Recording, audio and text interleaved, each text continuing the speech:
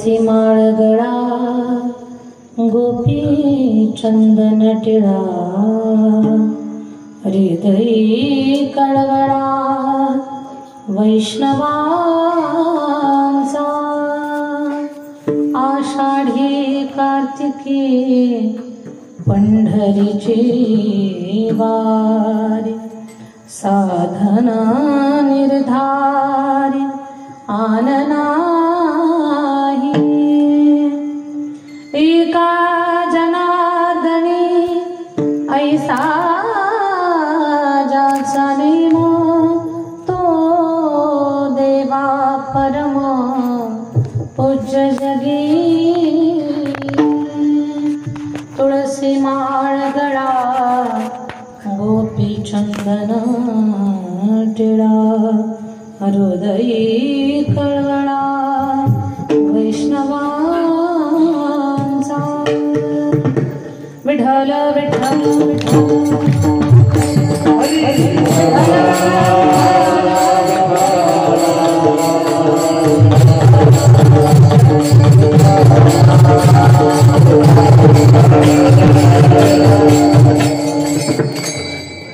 पांडुरंगा करू प्रथम पांडुरंगा करू प्रथम उतरे गगन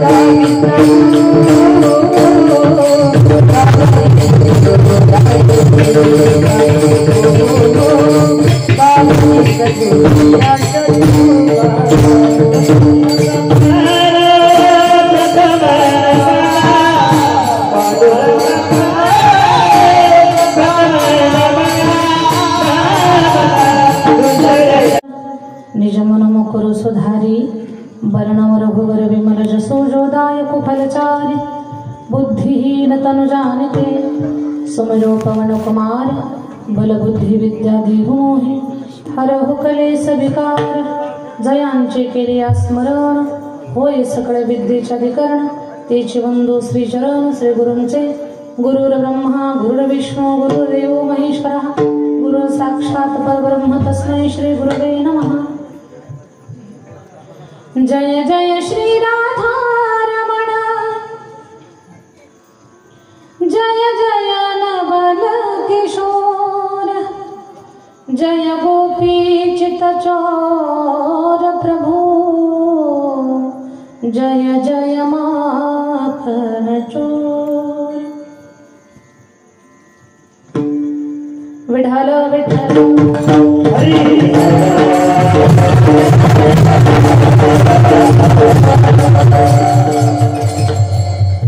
आवडे देवासी तो ऐका प्रकार नामाचा उच्चार रात्रंदिवस तुळसी माळ गळा गोपी चंदन टिळा हृदयी कळवळा वैष्णवांचा प्रस्तुत कीर्तन रूपी सेवेसाठी निवडलेला अभंग महान भगवत भक्त श्रीमंत संत शांतीचे सागर पैठण निवासी शांतीब्रह्म एकनाथ महाराजांचा नामाचं गुणगान गाणारा भगवान परमात्माला विशेष काय आवडतं तर त्याचं नाम, त्या संदर्भात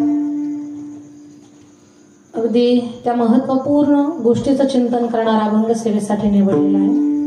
अभंगाकडे वळण्यापूर्वी अल्पसा परिहार द्यायचा. भगवान शनीश्वराच्या कृपा आशीर्वादानं गोदावरी काठावरती राक्षस भुवन शमीचं या पुण्यभूमीमध्ये अखंड हरिनाम सप्ताह, ज्ञानयज्ञ सोहळा, रामकथा व ग्रंथराज ज्ञानेश्वरी पारायण अनेक वर्षापासून, म्हणजे सांगता येत नाही एवढ्या वर्षापासून या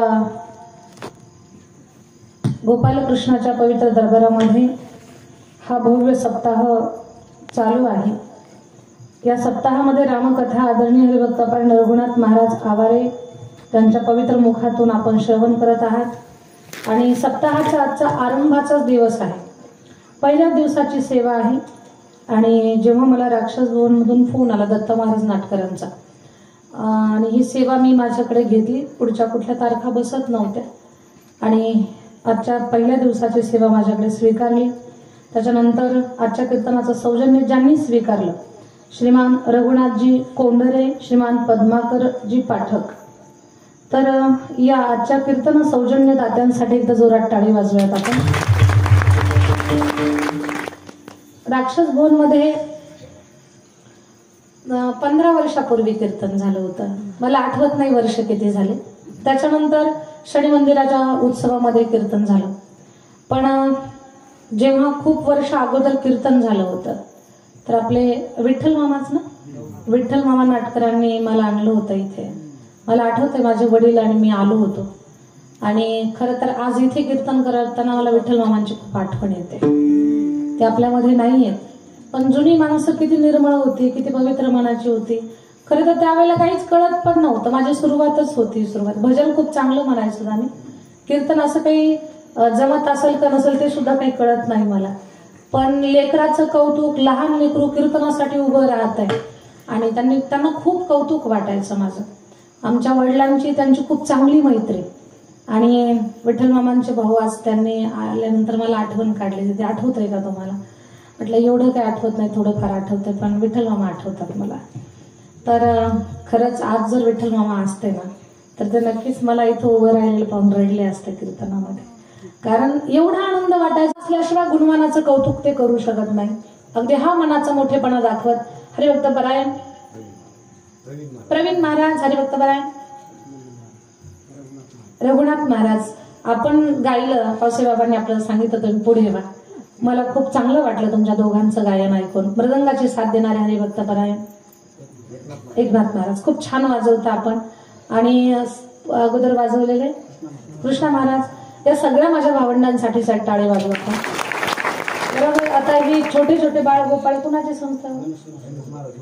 गणेश अभंगाचा भाव सांगणार. मृदंग वादनाचा राजेंद्र भाऊ नाटकर, तुम्ही पण मठावरती आलेला आहात पत्रिका देण्याच्या निमित्तानं.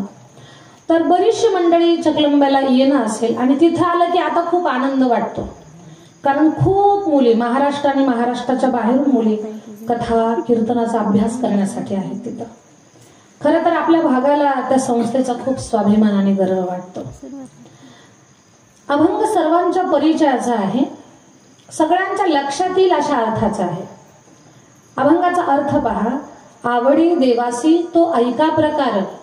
काय आवडतं देवाला? नामाचा उच्चार रात्रंदिवस. रात्रंदिवस देवाचं नामस्मरण केलेलं देवाला आवडतं. आणखी काय आवडतं देवाला? तुळसी माळ गळा गोपी चंदन टिळा. तुळसी माळ गळा गोपी चंदन टिळा. पांडुरंग परमात्माला गळ्यामध्ये तुळशीची माळा, भारावर चंदनाचा टिळा, मुखामध्ये भगवंताच्या नामाचा लळा. आवडणारी गोष्ट आहे. पंढरीच्या पांडुरंग परमात्माला काय आवडतं अजून? आषाढी कार्तिकी पंढरीची वारी. आषाढी कार्तिकी पंढरपूरची वारी केलेली देवाला आवडते. आणि मग ज्यांच्या जीवनात वारी आहे, ज्यांच्या गळ्यात माळ आहे, भाळावर टिळा आहे, मुखामध्ये नामाचा लळा आहे आणि वारकऱ्यांविषयी खरा कळवळा आहे ना, अशी माणसं पांडुरंग परमात्माला प्रिय आहेत. त्या लोकांचा गौरव जगामध्ये होतो, हे नाथ महाराज सांगतात.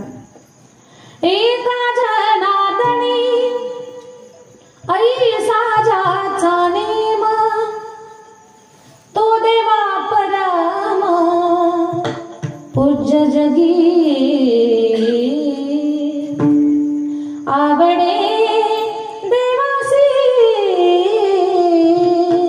तो ऐका प्रकार. आवडे देवासी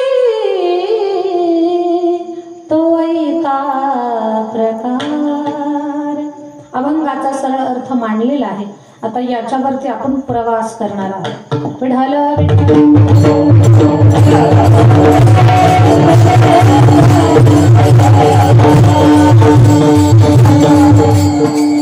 अभंग शांतब्रह्म एकनाथ महाराजांचा आहे. नाथ महाराजांची आपल्याला खूप जवळून ओळख आहे. नाथांचं आपल्याला खूप सानिध्य आहे आणि ही गोदावरी नाथाला आणि आपल्याला जोडणारी आहे. तिथून तर वाहत आले नाथांचा आशीर्वाद घेऊन, नाथांचा सहवास, नाथांच्या स्नान, नाथांनी ज्या पात्रात स्नान केलं ते पाणी इथपर्यंत असं आलेलं. तर नाथ महाराज आपल्या जवळचे संत आहेत. नाथ महाराज असे संत आहेत, आपल्या सगळ्यांना परिचय आहे की विश्वाचा मालक ज्यांच्याकडे राबला ते नाथ महाराज आहे. द्वारकेची वळता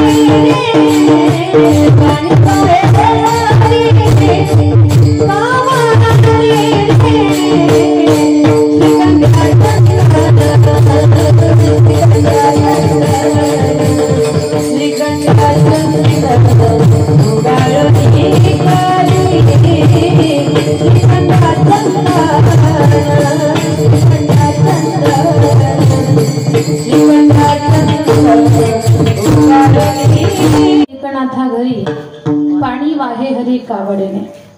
सगळ्यांना माहिती आहे नाथांच्या घरी भगवान परमात्मानं किती वर्ष कावडीनं पाणी भरलं? झोपल्या का राक्षस वन? किती वर्ष पाणी भरलं? आता तर उत्तर द्यावंच लागेल आपल्याला, कारण आपण खूप वर्षापासून कीर्तन ऐकतोय.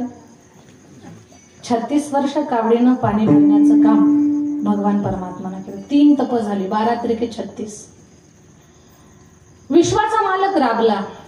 नाथांचं चरित्र जर आपण पाहिलं ना, खूप काही गोष्टी आपल्याला शिकायला मिळतात नाथांच्या चरित्रातून. अशी नामसाधना, अशी भक्ती, अशी उपासना, अशी गुरुनिष्ठा, संप्रदायाबद्दल प्रचंड श्रद्धा, त्या सगळ्या गोष्टी नाथांच्या चरित्रामध्ये आपल्याला पाहायला मिळतात. ज्या काळाला आपण घाबरतोय त्या काळाला थांबवण्याचं काम नाथ महाराजांनी केलंय. त्या काळाला प्रसंग नाथांच्या अगदी शेवटचा आहे. नाथांनी जेव्हा देह ठेवला तेव्हा नाथांची प्रेतयात्रा निघाली.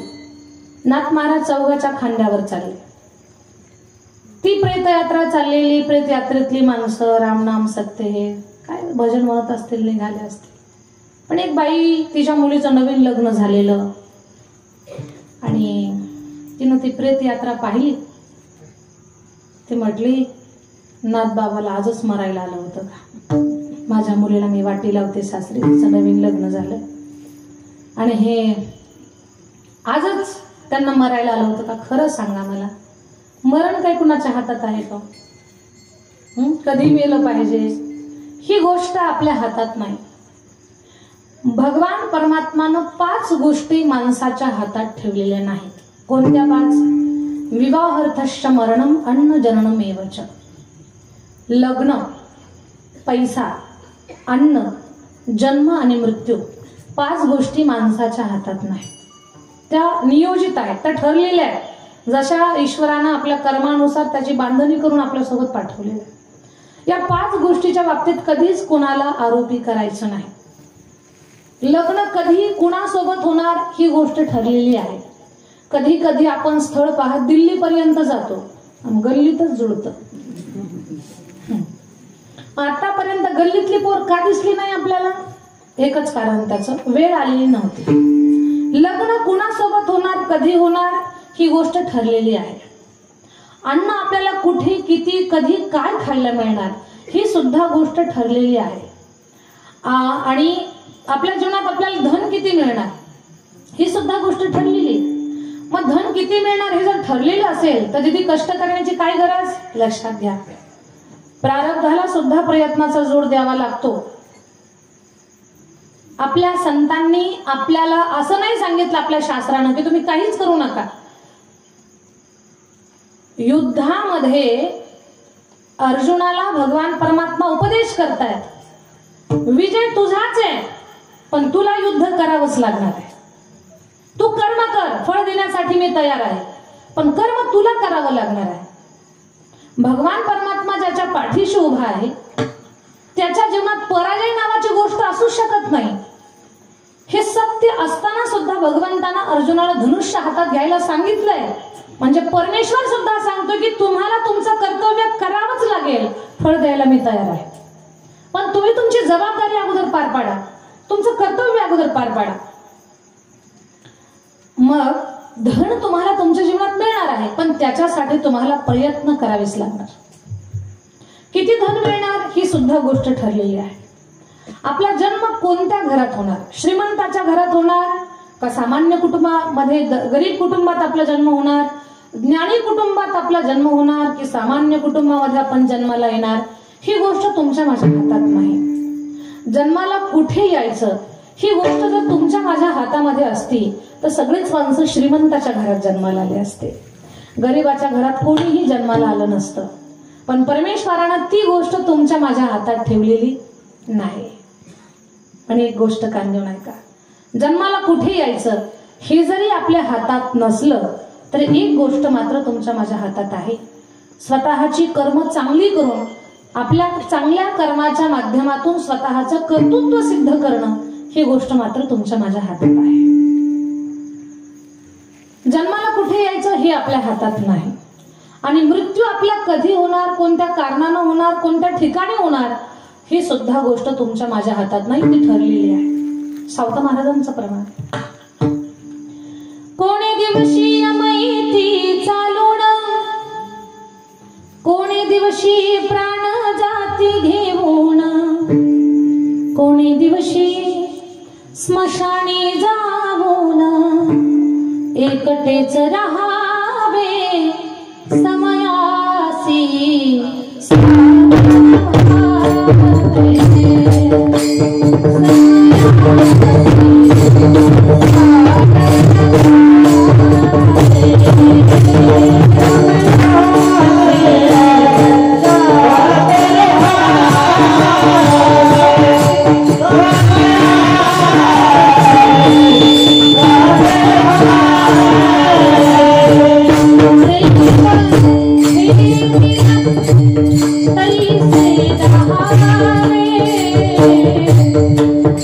Hey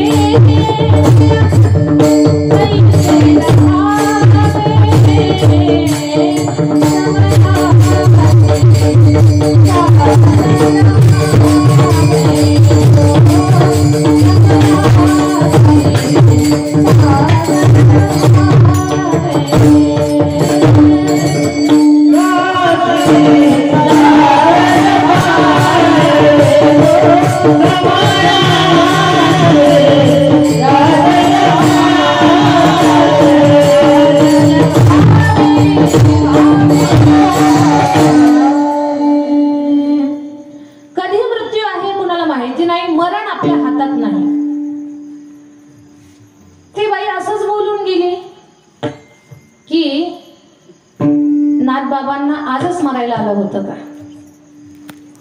नाथांना कळालं लोकाला आपल्या मरणाची सुद्धा अडचण झाली. नाथ महाराज उठून बसले. कुठं? चौघाच्या खांद्यावर. आता विचार करा, खांदेकरी प्रेताला घेऊन निघाले आणि ते प्रेत खांदेकराच्या खांद्यावर उठून बसला. खांदेकरांची अवस्था काय होईल? फक्त चित्र लक्षात आणा. खांदेकरांचे खांदे महिनाभर जाणवतील का खांद्या? नाथ महाराज उठून बसले. खांदेकरी तर एवढे घाबरले. खरं सांगते तुम्हाला, एकदा प्रेत झालं ना खरं स्मशानापर्यंत जावं बरं. कारण मागचे रडत असतात, खांदेकरी घेऊन निघालेले असतात. त्या गर्दीला कधी पोहोचावं असं झालेलं असतं. ते कधी पोहोच करायचं, गर्दीला पोहोच करून घरी जायचं पडलेलं असतं. तेवढ्यात प्रेत तिथून उठावं आणि घरी यावं. दारात उभं राहावं प्रेताना. घरच्या लोकांना म्हणावं रडू नका मी आलोय. प्रकार कसला वाटतोय बा? सगळे अशीच राहतील आ म्हणून. हे कसं काय? तर नाथ महाराज उठून बसले खांद्यावर. नाथ महाराज म्हणतात, बाई तुझ्या मुलीला वाटीला मी नंतर मरतो. हे जमल का आपल्याला राक्षस बुवा? नाही. हे नाथांना जमलं का? काळ देहासी आला, काळ देहासी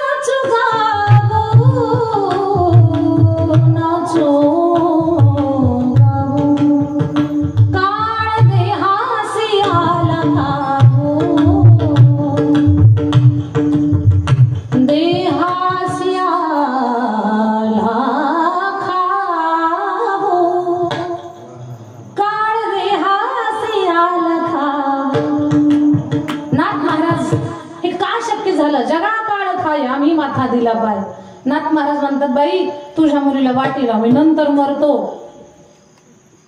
हे ऐकणाऱ्याला काय सांगणाऱ्याला सुद्धा समजणार नाही.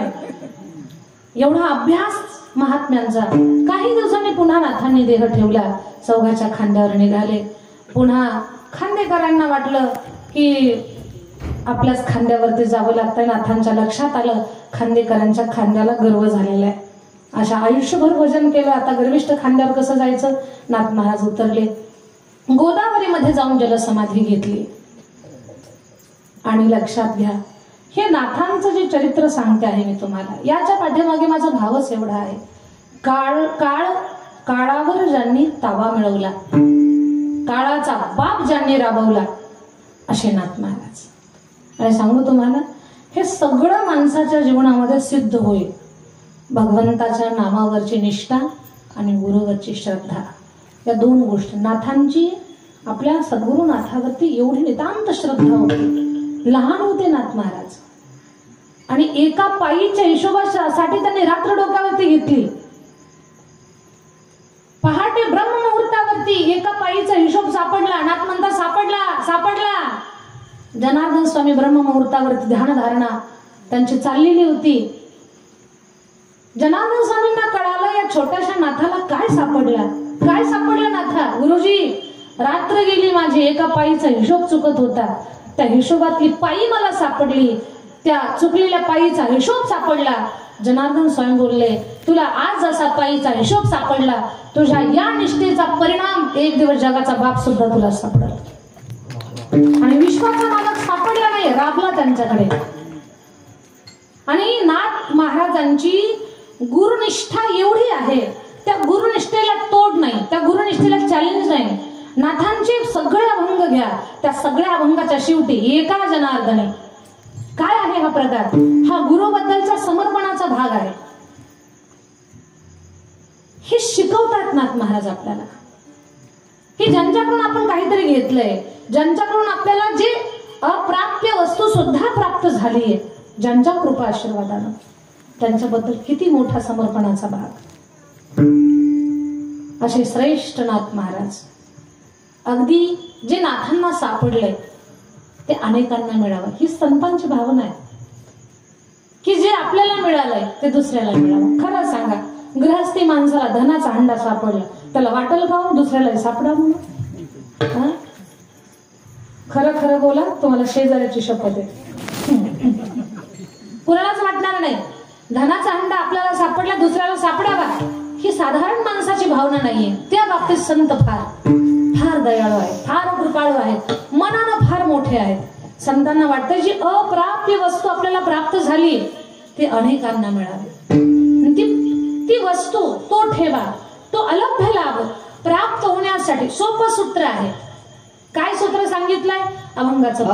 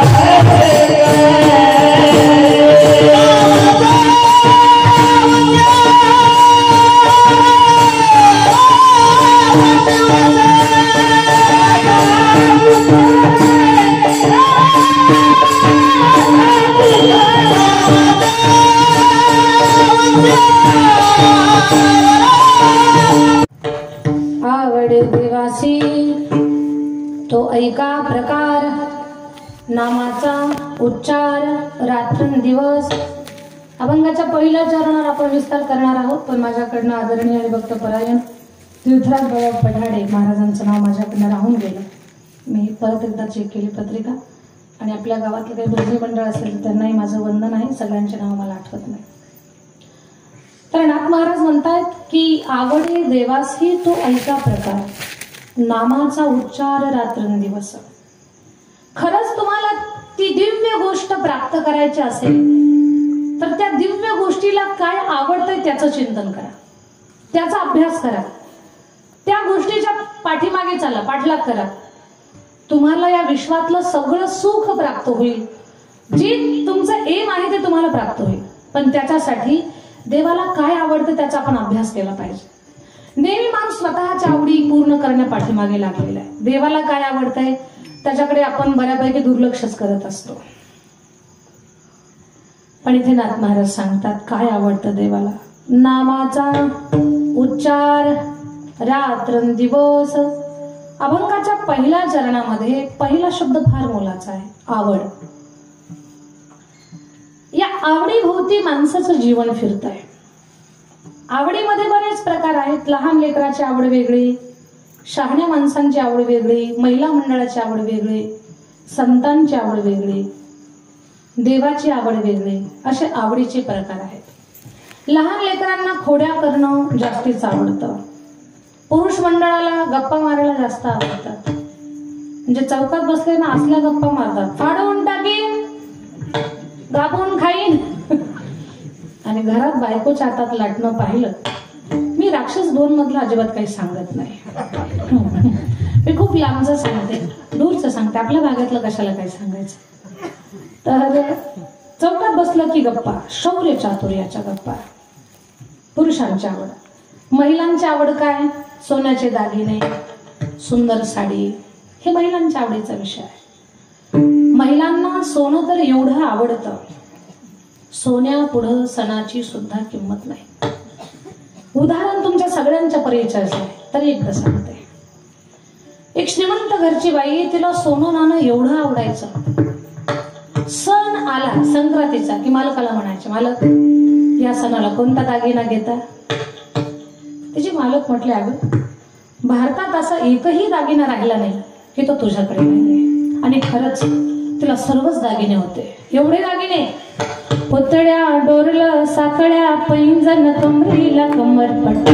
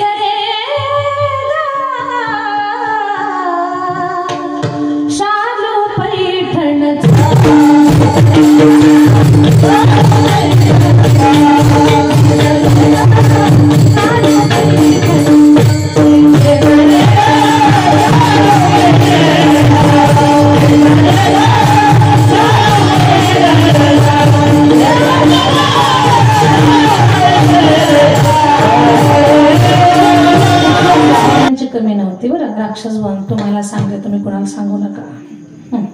खूप दागिने होते तिला, पण सोन्यात काही मनच भरत नाही. ती म्हटली, मला भारतातला दागिनाच नको, मला अमेरिकेतून दागिना घेऊन या. मालक वैतागलेले होते तिचे. ते म्हटले, ठीक आहे, तुला परदेशातून दागिने घेऊन येतो. ते घरातून उठले.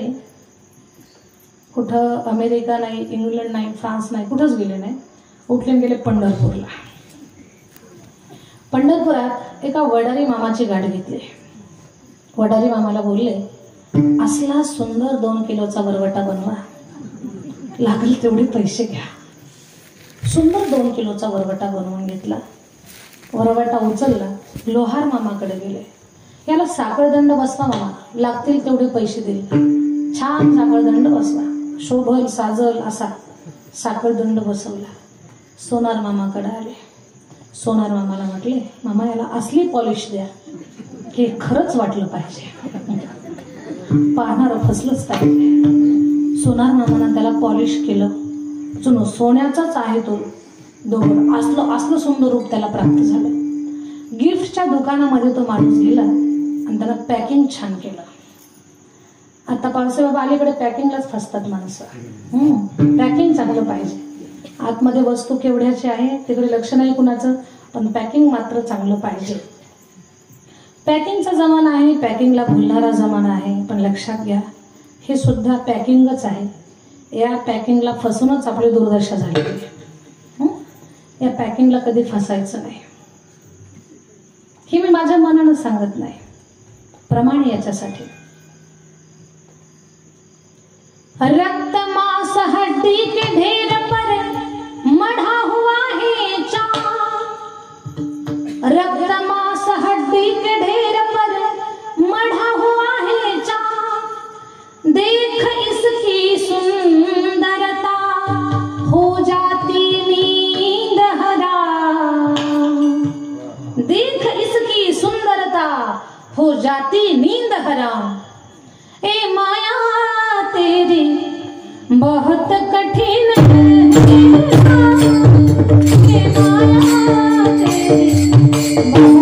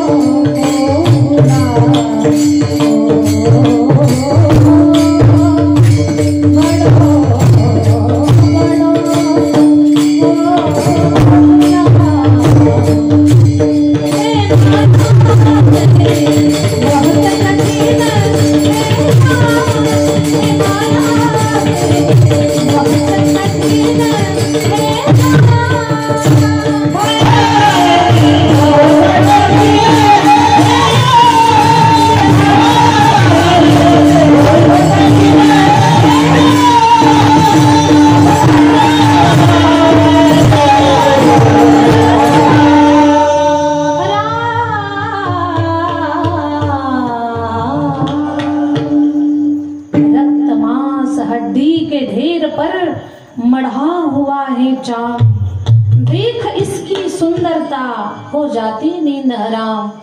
पॅकिंगच पाहिलं तर फसगत होईल. पॅकिंग पाहून स्वतःची फसवणूक करून घेऊ नका. पॅकिंग खूप छान होतं.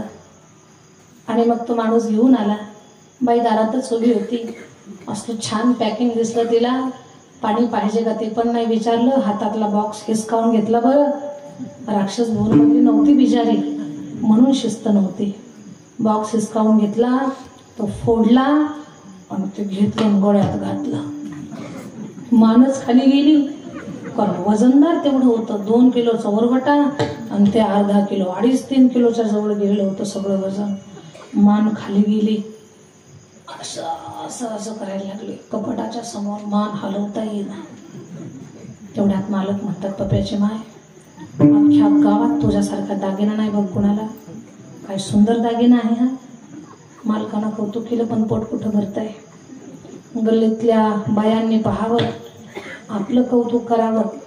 पण आता दागिना दाखवायला सणासुदीला आपल्या घरी कोण येणार आहे म्हणून दार पुरण वाटायला बसले.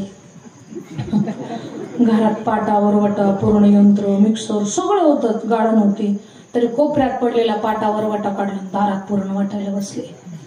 पुरण वाटताना गंमत अशी, गळ्यात तो वरवाटा आणि हातात एक वरवाटा.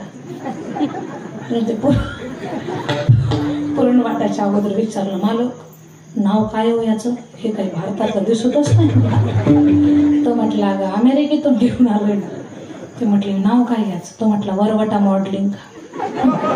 म्हटले, असं बाई साधी होती, फार भोळी होती. ओळ्यात घातलं वरवाटा मॉडेलिंग. कसला इथे तिला म्हणता. पण पाटा वरवाटा घेऊन बसली. पण पुरण वाटताना हातातला वरवाटा पुढे गेला, गळ्यातला माग याचा दाण. हातातला पुढं गेलं, गळ्यातला माग दाण. हासोळ्या बाहेर निघल्या त्याच्या. शेवटी दवाखान्यात ऍडमिट करावी लागली. ती म्हटली, परत या वरवाट्याचं तोंड फाडणार. दृष्टांत संपला. सोनं एवढं प्रिय आहे की सोन्या पुढं सणाची सुद्धा किंमत नाही. स्वतःच्या सोन्यासारख्या जीवाची किंमत नाही. महिलांना सोनं फार प्रिय आहे. महिलांची आवड आहे. सोनं तुम्हाला आणि मलाच आवडतं असं अजिबात काही नाहीये. साक्षात लक्ष्मीचा अवतार माता सीता. सोन्याचं हरिण पाहतात ना तेव्हा त्यांना सुद्धा मोह सुटत नाही. आणि त्या रामरायाला म्हणतात, देवा किती किती मृगाचे लक्षण मी त्यागन, त्या मृगास धरणे अशक्य कैसे म्हणू. मजसाठी मोडिले आपण शांकर धनु, जात्वरा करामी पृष्ठी बांधिते भाता. मज आणून द्या हो हरिण अयोध्या.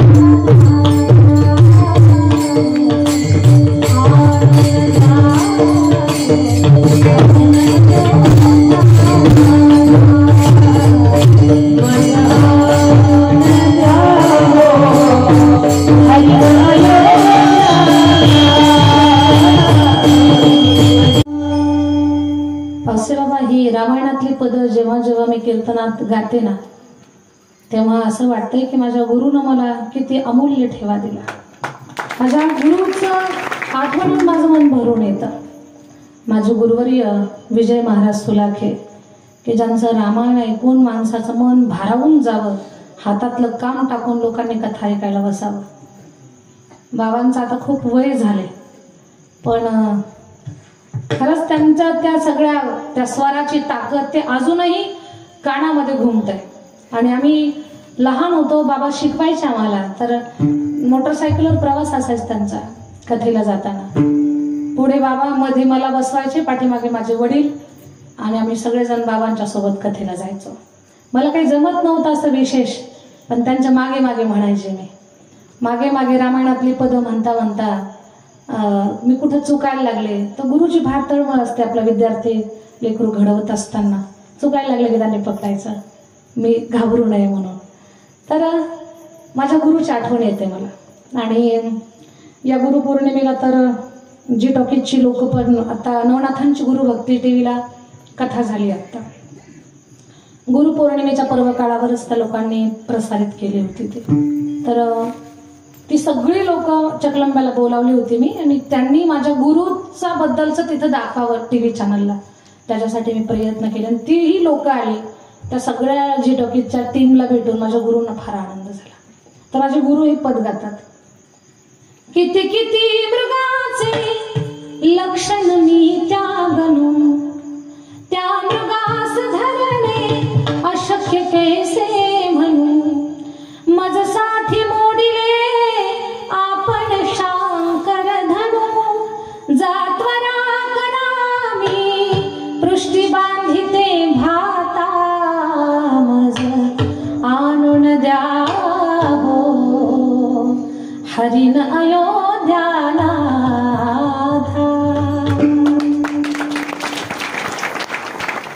तर सीता माता जेव्हा हरिणाला पाहतात तेव्हा सीता माता म्हणतात की राघवा, ते हरिण मला धरून द्या. कोण मागताय? सीता. सीता साधारण नाहीये, राजाची मुलगी आहे, राजाची सून आहे, भावी राजाची पत्नी आहे, आणि साक्षात लक्ष्मीचा अवतार आहे. एवढं असताना सुद्धा सुवर्ण म्हणून पाहून त्यांना स्वतःला थांबवता आलं नाही. आपल्या सोन्याचा मोह कसा सुटेल? आम्हालाही सोनं आवडतं, त्यात काही नवल नाही. सीता मातेला आवडलं, त्याच्यामुळे काही घाबरायचं काही कारण नाही. आता ग्रॅम 2 ग्रॅम मागत असाल, आता धाडस करा तोळापर्यंत मागण्याची. तुम्ही म्हणाल ताई भाव खूप वाढलाय, वाढू द्या, काही हरकत नाही. पण सीतामाईला आवडतंय ना, मग आम्हाला आवडलं तर काय फरक पडला? हा पुरावा तुम्हाला देते. महिलांना सोनं आवडतं. संतांना काय आवडतं? माझ्या जीवेची आवडी आवडी.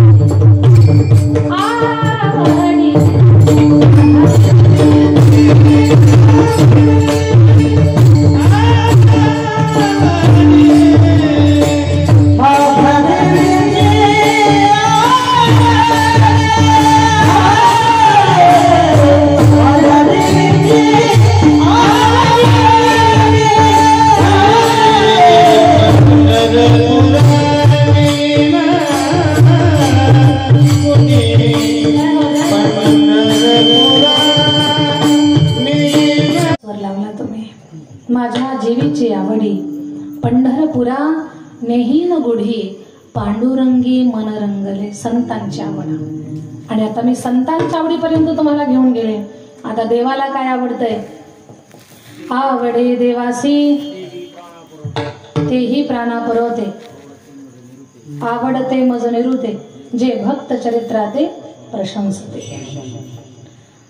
भगवान परमात्माला त्यांच्या भक्ताचं गुणगान केलेलं फार आवडतं. देवाला काय आवडतं? तो ऐका प्रकार अभंगाला धरून नामाचा उच्चार रात्रंदिवस. आता पहा, भगवंताचं नाव आपण स्मरण करावं आणि त्यात आपलंच भलं व्हावं. देवाचं नाव आपण घ्यावं, आपण नामस्मरण करावं, संतांच्या नामाचा गजर आपण करावा आणि त्यानं देव खुश व्हावा. किती सुंदर गोष्ट आहे. भगवंताच्या नामानं, आणि एक गोष्ट लक्षात घ्या, भगवान परमात्मा त्यानं हे सगळं जगत निर्माण केलेलं आहे. आपण त्याची लेकरं आहोत. आपलं भलं व्हावं याच्यासाठी त्याचे किती प्रयत्न आहेत, किती सायास आहे. संतांच्या माध्यमातून का असेना तो आपल्याला शिकवून देतोय की त्याचं भजन करा किंवा भगवंताचं नामस्मरण करा. संतांच्या माध्यमातून ईश्वराला अपेक्षित असलेली गोष्ट तो आपल्याकडून करून घेतोय. असं आपण विचार केला तर देवाचं नाव घ्यावं आणि आपलं कल्याण व्हावं, भगवंताचं नामस्मरण करावं, आपल्या जीवनातल्या सगळ्या अडचणी संपून जाव्यात, आपल्या जीवनाला महत्व प्राप्त व्हावं. हे देवाच्या नावाचं नाम घेण्याचा हा प्रभाव आहे. एवढं अवघड बोलणं आपल्या डोक्यात जात नसेल तर साधी सरळ सोपी गोष्ट सांगते. देवाचं नाव घेतलं आणि जीवनातला प्रश्न सुटला नाही असं होऊ शकत नाही. तुमच्या जीवनामध्ये अनेक प्रकारचे, अनेक तऱ्हेचे, अनेक प्रश्न असू द्या, अनेक भागाला स्पर्श करणारे, त्या सगळ्या प्रश्नातून तुमची सोडवणूक होईल, तुमची सुटका होईल, तुमच्या समस्येचं समाधान होईल. त्याच्यासाठी एकच साधन आहे, भगवंताचं नाम. भगवंताचं नाम जर तुम्ही करत राहिलात, नामस्मरण करत राहिलात, तर सगळ्यात पहिले तुमच्या गढाळलेल्या मनाला, दुखावलेल्या मनाला, भयभीत झालेल्या मनाला, कुठेही सैरावैरा भटकत असलेल्या मनाला स्थिर करत मग तुमच्या जीवनातली समस्या सोडवण्याचं काम भगवंताचं नाम करायला. अगोदर त्या अस्थिर मनाला स्थिर करत आहे, विचलित झालेल्या बुद्धीला स्थिर करत. अगोदर तुम्ही स्थिर व्हा, मग तुमच्या समस्येचं समाधान तुमच्या समोरच आहे. इथपर्यंत ते नाम तुम्हाला घेऊन जाईल. भगवंताचं नामस्मरण करावं. आपल्या जवळच एक सगळ्या संतांनी तर आपल्याला सांगितलेलंच आहे, पण कलियुगातलं सगळ्यांच्या लक्षात येईल असं उदाहरण सांगते. वृंदावनामध्ये प्रेमानंद महाराज नावाचे खूप मोठे महात्मे आहेत. आज साऱ्या जगाचं लक्ष त्यांच्याकडे आहे. आपल्यातली बरीच लोक त्यांना युट्यूबला फॉलो करत असतील. त्या महाराजांना मागच्या 20 वर्षापासून दोन्हीही किडन्या नाहीत. एक किडनी फेल झाली तर आपली अवस्था काय होते, चेहऱ्यावरचं तेज संपून जातं. त्या महात्म्याला दोन्ही किडन्या नाहीत. काल परवा गेल्या नाहीत, महिना 2 महिन्यापूर्वी गेल्या नाहीत, तब्बल 20 वर्ष होऊन गेले. दोन्ही किडन्या नाहीयेत, पण ते महात्मे अजून जिवंत आहेत. अजून लोकांना तासनतास प्रवचन सांगतात, अखंड राधा राधा राधा नामस्मरण करतात. त्यांना कोणीतरी विचारलं, बाबा दोन्ही किडन्या नाहीत तुम्हाला, तुम्ही जिवंत आहात, हे कसं काय? महाराजांनी सांगितलं, माझी एक किडनी राधा आहे आणि दुसरी किडनी कृष्ण आहे. किती मोठा त्यांचा विश्वास, किती मोठी नामनिष्ठा म्हणावी लागेल. अजिबात काही बोलत नाहीत, बोलतात तर संतांचं चरित्र सांगतात, लोकांना उपदेश करतात. तुम्ही आम्ही त्यांच्या दर्शनाला जाऊन प्रपंचातली साधी समस्या सांगावी नवल नाही. विद्वान लोक सुद्धा त्यांच्या समोर जातात.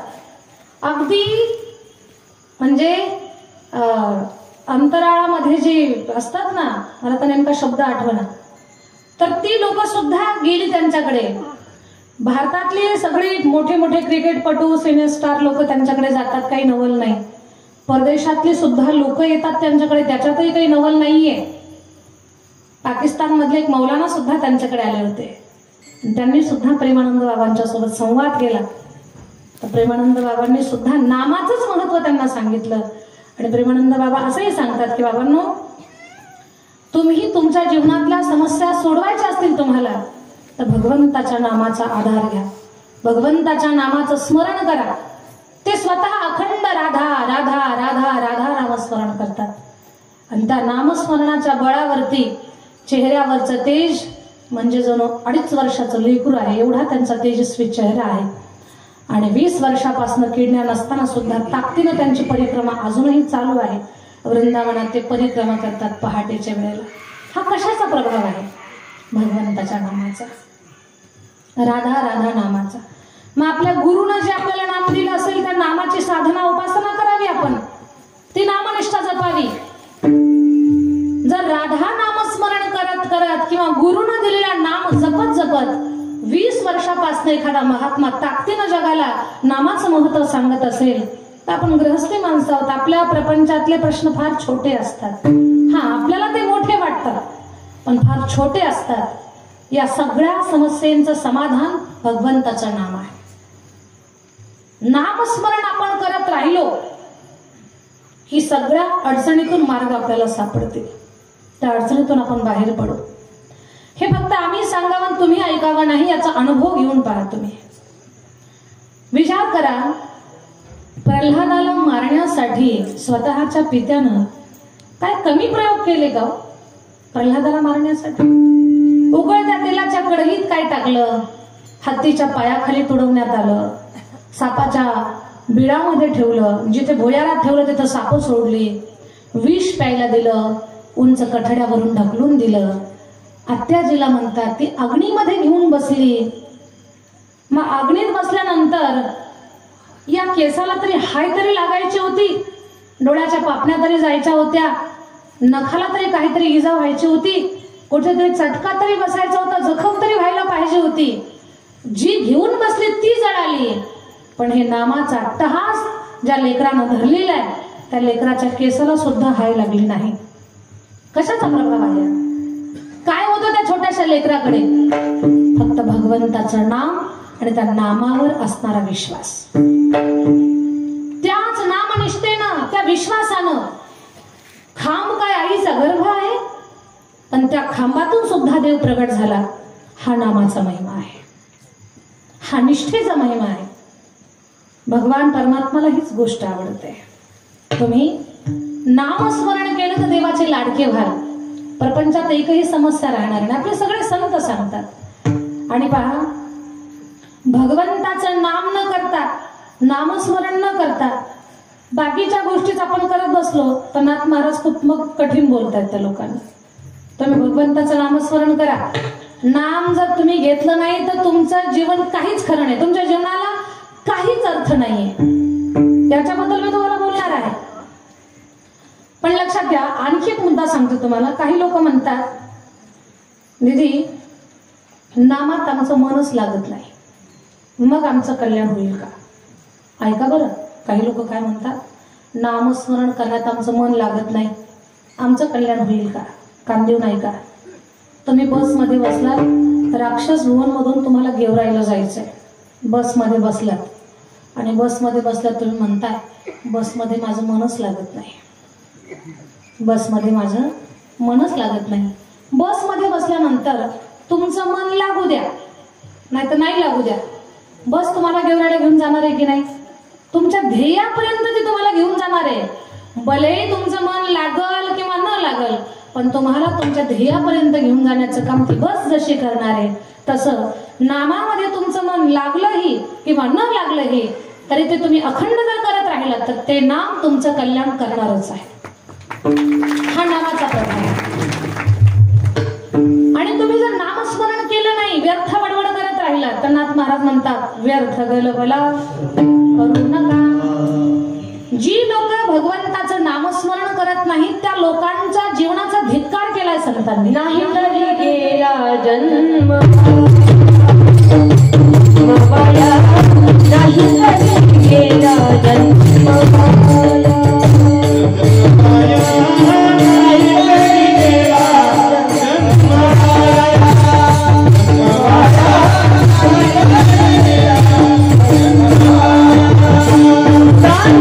गेला जन्म वाया.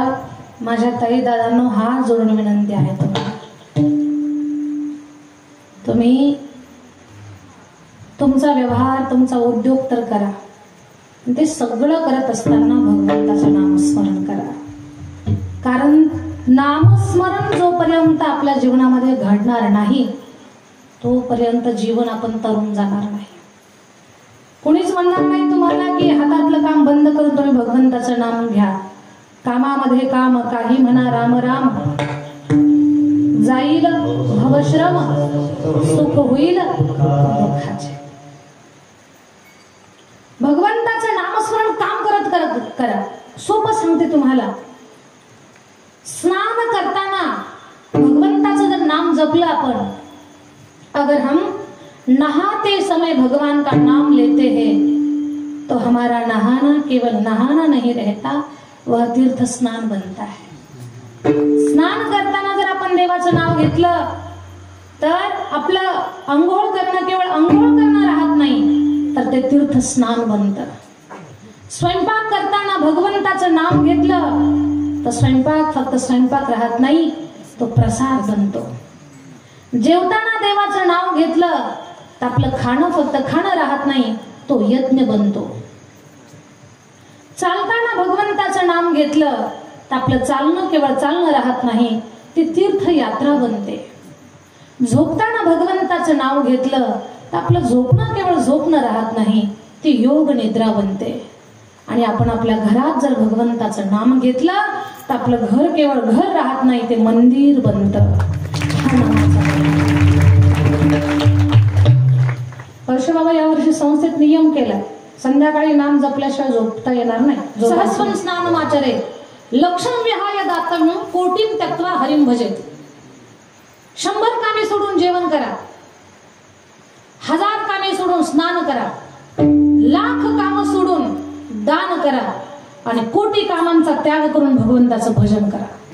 याचा अर्थ असा नाही की काम सोडा, पण काम करता करता भगवंताचं नाम जप करा. तर हे सगळं सांगण्या पाठीमागे उद्देश एक आहे.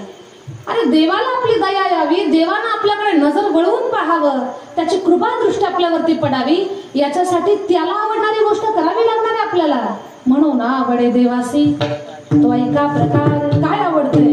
नामाचा उच्चार रात्रंदिवस. आशा धरते मी तुमच्याकडनं. स्वयंपाक करताना काही काम असतं का तुम्हाला?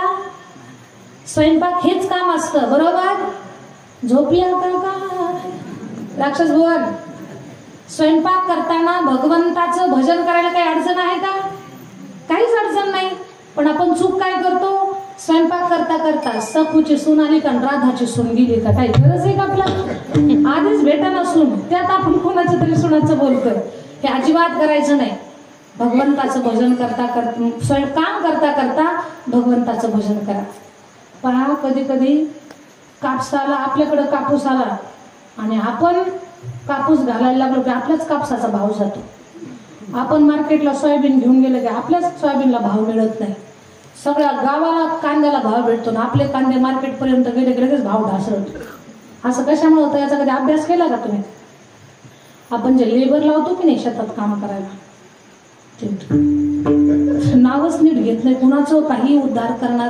कापूस वेचता वेचता कापूस खुरपता खुरपता परिणाम असा होतो, असा निसर्गानं मवा टाकलेला बरा, पण हा मवा जर पडला तर तो शेतकरी कधीच उद्धार देत नाही, कारण हा भयानक भाव आहे. म्हणून ज्यांना कापूस वेचायला कापूस खुरपायला लावताना त्यांना 2-5 रुपये वाढवून द्या, पण त्यांना हात जोडा, देवाचं नाव घ्या. आता मोठा बॉक्स आणि मोठं मशीन त्यांच्यासमोर मांडा, हे जोरात हरिपाठ लावा, नाही त्यांचं एकमेकीला काही ऐकू आलं पाहिजे. हा ना, हे करावं लागेल हा प्रयोग. नाही तर यांनी शेतात एवढे पैसे घालायचे, बियाणं लावायचं, एवढे शेतामध्ये मशागत करायचे, खूप कष्ट घ्यायचे, आणि यांचा माल मार्केटला गेला की भावच गायब. कोणाचा दोष नाही, ह्या मव्याचा दोष आहे. हा मवा एवढा खतरनाक आहे. भगवंताचं नामस्मरण करा. स्वयंपाक करताना उद्यापासून तुम्ही भगवंताचं नामस्मरण कराल ही आशा धरते मी. तुमचंच भलं आहे, तुमचंच कल्याण आहे, याच्यात दुसऱ्याचं भलं नाही, आपलंच हित आहे, आपलं कल्याण आहे. म्हणून आवडे देवासी तो ऐका प्रकार, नामाचा उच्चार रात्रंदिवस. आणखी काय आवडतं देवाला?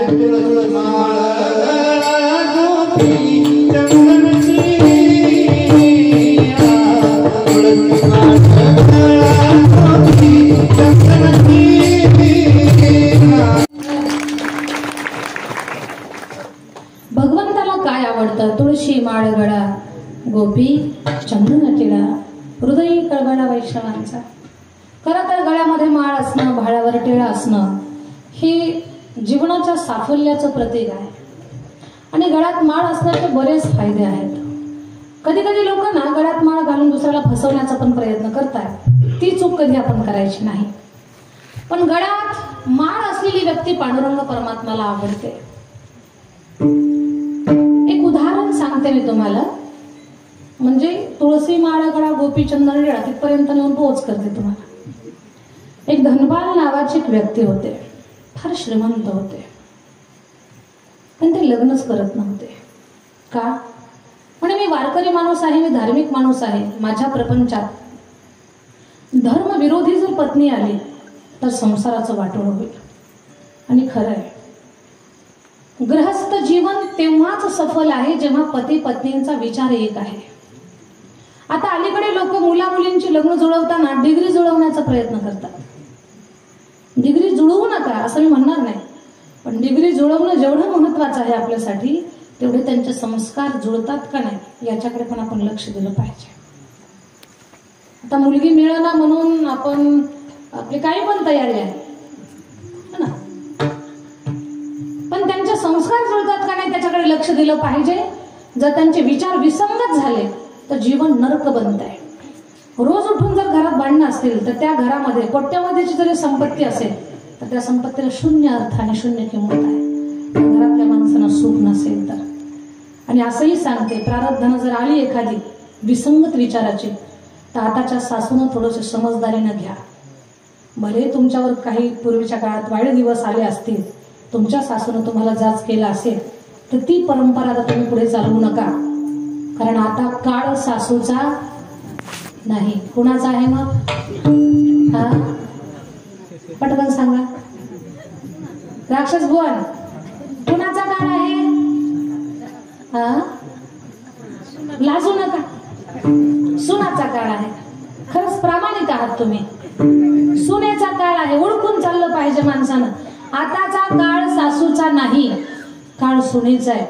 2025 मध्ये सासूनं सुनबाईला धुसफूस करायचं नाही, सुनाला टाकून बोलायचं नाही, सुनबाईला पाण्यात पाहायचं नाही. सुनबाईच्या माहेरची आल्यानंतर रात्री 2 वाजता उठून त्यांच्या पिशव्या तपासायच्या. याच्यातला एकही प्रयोग तुम्ही आता करायचा नाही. कारण काळ सासूचा नाही, काळ सुनेचा आहे. तुम्हाला जर वाटत असेल घरात सुख नांदावं, घरात वाद होऊ नये असं वाटत असेल तर एकच करा, हातात जपाची माळ घ्या.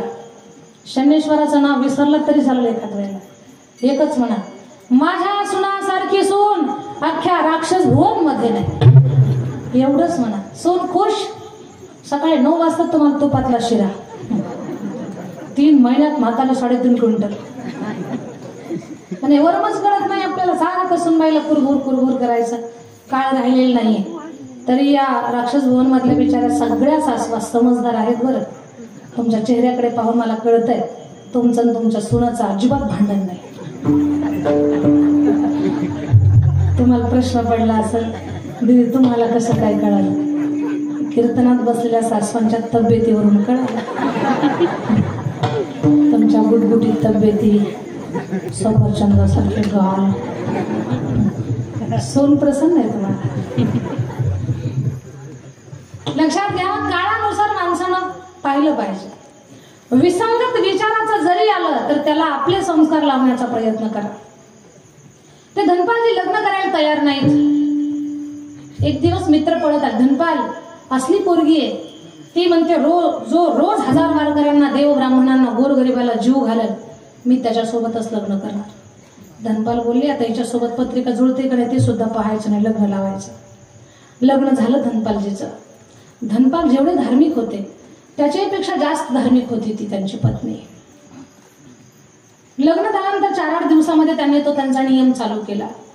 धनपाल म्हटले, सती मी वारकऱ्यांना बोलावतो, त्यांना आपण जीव घालू, तो स्वयंपाक बनव.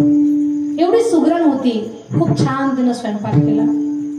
वारकऱ्यांना निमंत्रित केलं, देव ब्राह्मण बोलावले, गरीब लोक बोलावले. 1000 लोकांची पंगत बसली. रोज 1000 लोकांना जेव घालायचं. रोजच जेवण होतं. आणि जेवण म्हणजे महिनाभर काळीची पळीची गाठ पडणार नाही असलं वरण नाही. छान स्वयंपाक. असली लोकांमध्ये जाहिरात झाली. धनपालचे रोज वारकऱ्यांना जेव घालतात, गरिबांना जेव घालतात. कधी 1100 लोक यायचे, कधी 1500 लोक जेवायचे. रोज जेवण. पण जीव घालणारा फक्त जीवच घालतोय, इन्कम सोर्स काहीच नाहीये, फक्त चाललोय खर्च. किती दिवस धन टिकणार? धनपालजीच्या जवळचं सगळं धन संपत आलं. धनपालजीच्या लक्षात आलं आता फक्त 2 दिवसाचं अन्नदान आपण करू शकतोय, एवढंच आपल्याकडे आहे. पण संतांना तर जीव घालायचंय आपल्याला. धनपालजीनं उसनवारी चालू केली. धनपालजी उसनवारी मागायचे. लोकांनी 6 महिने उसनं दिलं. पण 6 महिन्यानंतर जेव्हा उसनवारी वापस मागायला लागली लोक, तेव्हा धनपालजीला देता येईना. लोकांच्या लक्षात आलं धनपाल नाही राहिले. लोकांनी द्यायचं बंद केलं. संतांना जीव घालण्यासाठी धनपालजीनं चोरी चालू केली. लोकांचं धान्य चोरून आणायचे, वारकऱ्यांना जीव घालायचे. लोकांच्या लक्षात आलं धान्य चोरी जाते. धान्याचा बंदोबस्त वाढवला. मग धनपालजीनं अशा लोकांची चोरी केली की जे कधीच कथा कीर्तनला येत नाही, त्यांच्या घरचं चोरलं, संतांना जीव घातलं. तेही लोक सावध झाले. संतांना जीव घालण्यासाठी धनपालजीनं वाटमारी चालू केली. पण वाटमारी करायचे, कुणाची वाटमारी करायचे, कुणाला लुटायचे? ज्याच्या गळ्यात माळ नाही, भाळावर टिळा नाही, त्याला लुटायचे. आणि मग त्या वाटेचा एवढा बोभाटा झाला. आणि म्हणजे धनपाल नावाचा डाकू या रस्त्यावर आहे, तो लुटतोय. पण ज्याच्या गळ्यात माळ नाही आणि भाळावर टिळा नाही त्यालाच लुटत नाही, बाकी सगळ्यांना लुटतो. मग त्या माळीचं महत्व काही लोकांनी ऐकलं आणि तेवढ्या रस्त्यातून जाताना कोविना बरेच जण माळकरी झाले, डुप्लिकेट. माळीचं महत्व का? तुळशी माळ गळा, गोपी चंदन टिळा. धनपालजीने संतांच्या मुखातून ऐकलं होतं की भगवान परमात्माला कंठात माळ असणारे, भाळावर टिळा असणारे असा शृंगार केलेले भक्त आवडतात. त्यांना लुटायचं नाही आणि मग बाकीच्यांना लुटायचं. एक दिवस अशी परिस्थिती झाली, एकही टिळ्याचा माळीचा बिना टिळ्याचा माणूसच गेला नाही, सगळे तसेच. 2 दिवस त्या रस्त्यावर बसले धनपालजी. कुणालाच लुटता येईना. घरात वारकरी अन्नाबिना बसलेले. आता जर आपला नियम मोडला तर कसं? आतापर्यंत केलेली सेवा व्यर्थ वाया जाईल. 2 दिवसापासून धनपालजीनं घर सोडलेलं होतं. पत्नी आस लावून होती माझे पतिदेव येतील. धनपालजीला 3रा दिवस उजडला. आता कुणीच येत नाहीये. दुपारपर्यंत वाट पाहू आणि आयुष्याची यात्रा संपवू. देवा, तुला दया आली तर आज कोणीतरी वाटसरू वाटेवर पाठव, जेणेकारणानं दारातले संत जीव घालतो आणि सगळ्यांना हात जोडून सांगतो, उद्यापासून मी अन्नदान करू शकत नाही, पण आजची व्यवस्था लाव. देवाला विनंती करत होते. सूर्य माथ्यावर आला. धनपालजीच्या आशा संपल्या. धनपालजी म्हटले, आता कोणीच या वाटेवर येऊ शकत नाही. जंगलातली लाकडं जमा केली, चिता पेटवली आणि धनपालजीनं प्रदक्षिणा चालू केली.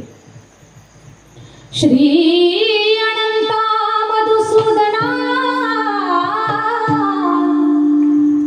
पद्मनाभा नारायणा जगद्व्यापका जनार्दना आनंद घना विनाशा.